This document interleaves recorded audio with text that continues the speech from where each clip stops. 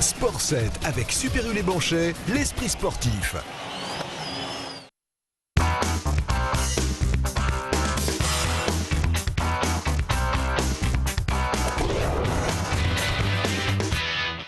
Bonjour à tous, bienvenue dans Sport 7. Cette semaine, je reçois David Girandière, l'entraîneur de l'Union féminine Angers Basket. Bonjour. Bonjour. Vous êtes accompagné de Karine Brosset. Bonjour. Bonjour. Vous êtes joueuse dans cette équipe. Votre équipe évolue en National 2 féminine. Elle fait une première moitié de saison, on va dire, exceptionnelle.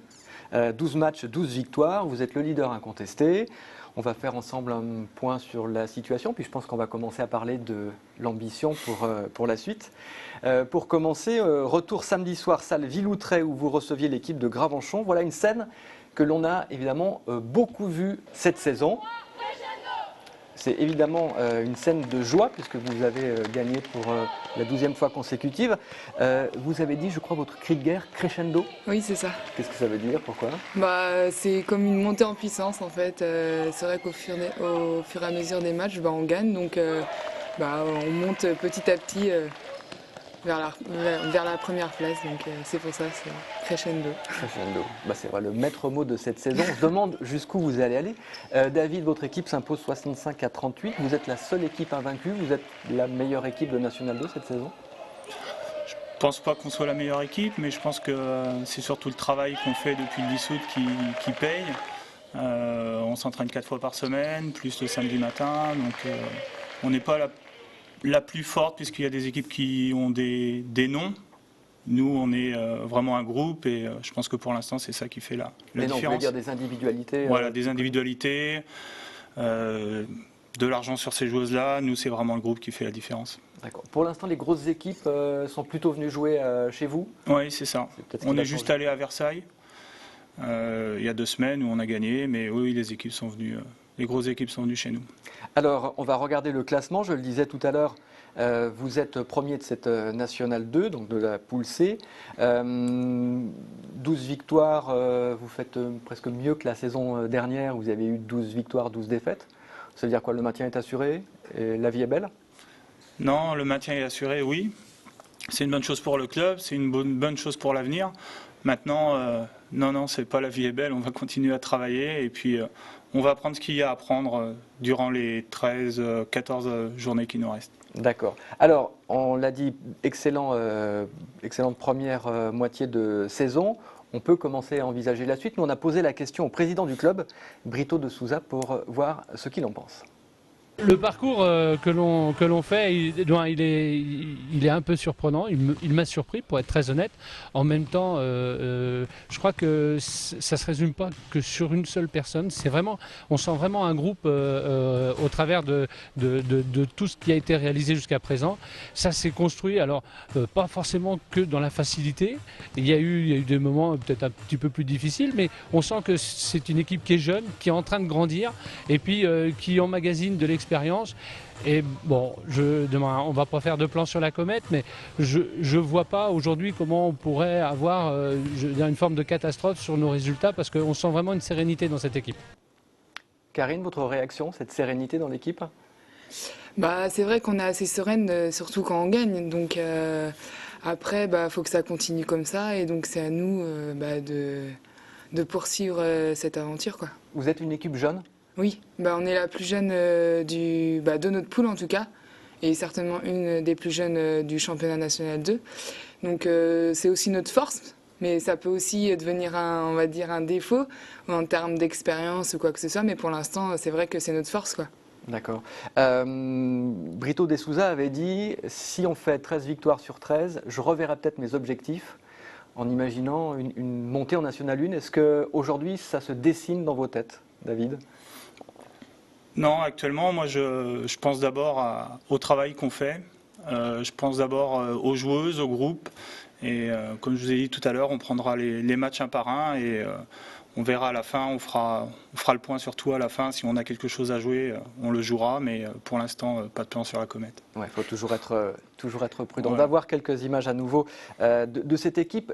Finalement, qu'est-ce qui fait la force de votre équipe? Ça s'appelle l'union. C'est quoi? L'union fait la force? Un vrai collectif? Oui, c'est le groupe, comme on a dit, donc c'est ça notre force, quoi.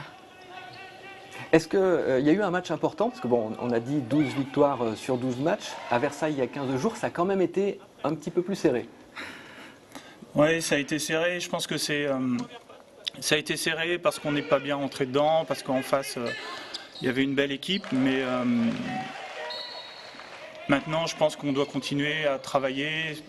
Match référence, pour l'instant, on n'en a pas eu, parce qu'à domicile, on n'a pas eu trop de difficultés. À l'extérieur, on a peut-être eu des difficultés contre Versailles, mais le groupe a bien réagi.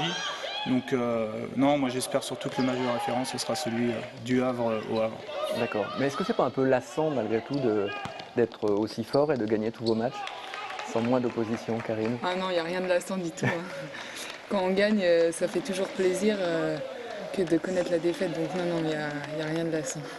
D'accord. Alors, David, vous disiez tout à l'heure, d'autres équipes ont des noms.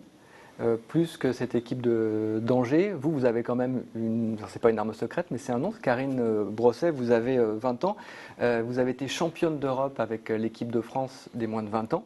Donc ça, il faut le saluer. David, qu'est-ce qu'une joueuse comme Karine apporte à ce groupe? Déjà, d'une, elle nous apporte quand même sa jeunesse, parce que Karine n'a que 20 ans.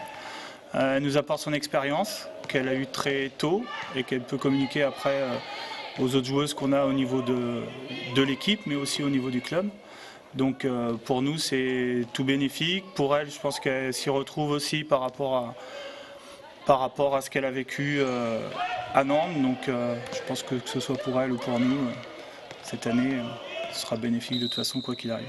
Est-ce que Karine, vous jouiez avec le NRB à Nantes-Creuset Basket? Oui, la saison dernière. La saison dernière. Donc revenir à un niveau de National 2, comment est-ce que vous vous y plaisez? Justement, j'ai fait ce choix-là pour me faire plaisir, pour retrouver du temps de jeu et puis pour retrouver confiance. Et donc, je ne suis pas du tout déçue par le choix que j'ai fait.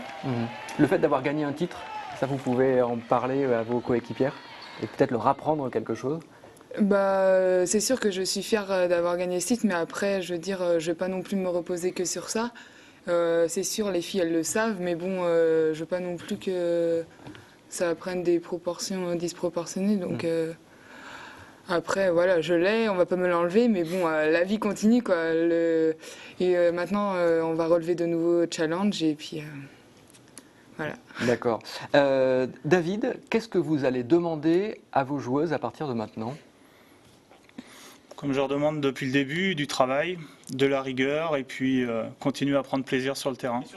C'est les 3 mots que j'emploie depuis le début de l'année, donc vis-à-vis de ça, ça ne changera pas.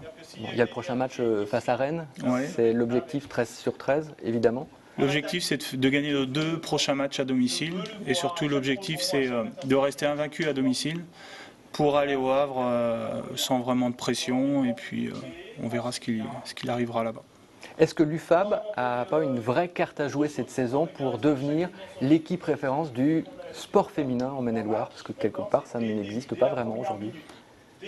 Oui, je pense qu'on a une carte à jouer, mais on a aussi... on parle beaucoup de l'équipe première, mais on a quand même tout ce qu'il y a à côté. On a des cadets de France, des minimes France, des benjamines qui vont accéder au niveau région. Il ne faut pas oublier toutes les équipes autour. Donc oui, on a une place à prendre, qui est peut-être prise déjà un petit peu. Maintenant, C'est-à-dire je pense qu'on reconnaît quand même le travail qui est fait au niveau du club. Et surtout, je pense qu'on reconnaît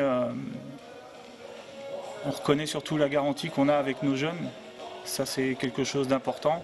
Et la confiance qu'on leur donne au fur et à mesure, puisqu'il ne faut pas oublier qu'on a un groupe de 10, mais on a quand même 5 joueuses qui sont cadettes, première année, ou des filles qui jouent en équipe 2, qui s'entraînent régulièrement avec nous et qui jouent aussi avec nous. Donc ça, c'est quelque chose qu'on doit garder et puis quelque chose sur lequel on doit s'appuyer. Je reviens rapidement à vous, Karine. On parlait de l'équipe de France tout à l'heure. Vous avez donc été championne d'Europe des moins de 20 ans.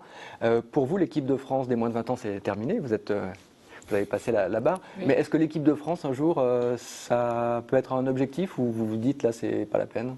Pour l'instant, c'est pas un objectif. Après, on verra de quoi l'avenir est fait. Mais pour l'instant, non, c'en est pas un. Bon, vous êtes à l'UFAB. Objectif de monter avec eux. Pour l'instant, je suis à l'UFAB et donc on verra par la suite ce qui arrivera. Ouais. Parce qu'elle est quand même jeune. En même temps, il y a vraiment des possibilités. C'est pas la seule, il y en a plein d'autres jeunes. Il y a Karine, mais il y a aussi Aurélie, il y a Élise, il y a Sophie, il y a Zou. donc plus les cadettes qui sont derrière. Donc non, c'est vraiment un projet avec des jeunes filles du coin. Donc par rapport à ça, c'est tout bénéfique. Alors vous parlez de projet, on va faire une petite transition avec le basket masculin, parce qu'on sait que l'ABC et Saint-Léonard sont en train de réfléchir à une union pour la saison prochaine. On sait que l'UFAB est né d'une union justement entre les sections féminines de l'ABC de Saint-Léonard. Est-ce que vous auriez un conseil à donner pour trouver une bonne solution pour qu'une union puisse fonctionner ? Non, moi j'ai pas de conseil à donner, j'ai simplement à dire que la priorité c'est d'abord le sportif, parce que je pense quand même que sur Angers, que ce soit au niveau du secteur masculin ou féminin, on a vraiment une place à jouer au niveau du basket. Maintenant, il faut que tout le monde se ressente vraiment sur l'aspect sportif et puis c'est tout. Voilà. Bon, eh bien, ça sera la conclusion. Merci David, merci Karine d'être passée nous voir. Je rappelle que votre équipe l'UFAB est aujourd'hui leader incontesté de la Nationale 2 et on donne déjà un rendez-vous. Prochain match à domicile, Rennes. Oui, Rennes, samedi 20h à la salle Mon-Plaisir. Bon, eh ben, venez soutenir cette équipe qui va tenter la passe de 13. Merci d'avoir suivi cette émission. Bonne semaine, à bientôt.